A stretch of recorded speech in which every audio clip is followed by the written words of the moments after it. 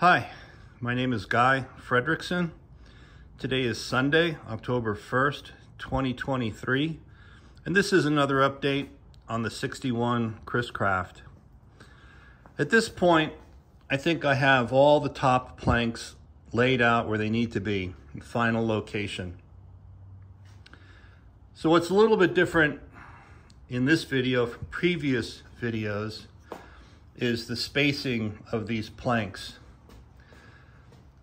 So when I was working with these planks, I was very careful not to take any material off the sides.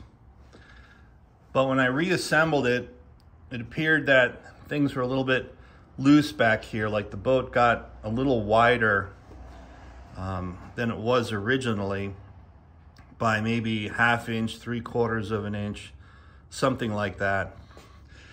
So when I put the planks back in, it seemed to be too wide back here, and it got tighter towards the front. So then I put these paint sticks in between the planks to get even spacing. And then to tighten them up, I put 4 layers of painter's tape on either side. And I did that systematically, layer by layer, until it all seemed pretty tight back here.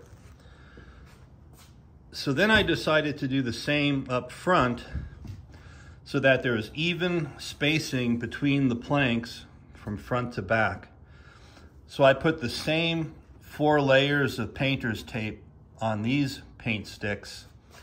When I did that, it kind of pushed these planks out towards these cap planks. So I had to take some material off of this edge to make things fit. So right now, the spacing between the planks is even from front to back. It's a little wider than 1/8 of an inch because of the painter's tape.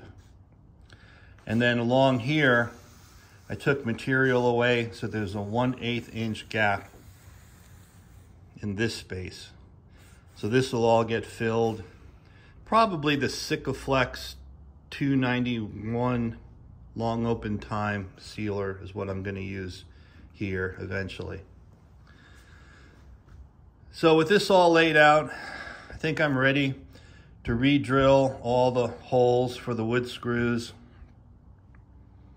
and then take everything apart again, clean it all, then put it back in place and put the wood screws in.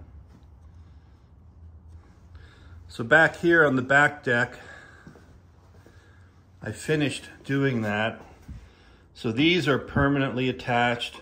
The wood screws are in place and the mahogany plugs are in place. And I started doing the sanding in this area. So this is looking really good back here. It cleaned up very nicely.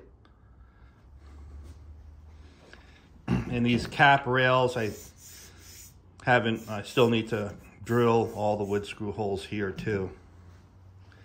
So here's the instrument panel. It's plywood. This part gets covered with an aluminum panel, and then there's aluminum stripping that goes along this edge. So I have to put that on the aluminum before I finally mount the panel in place. And then this part right here gets stained and varnished. So I'm very careful sanding this area because it is plywood. I don't want to sand through the first layer of the veneer.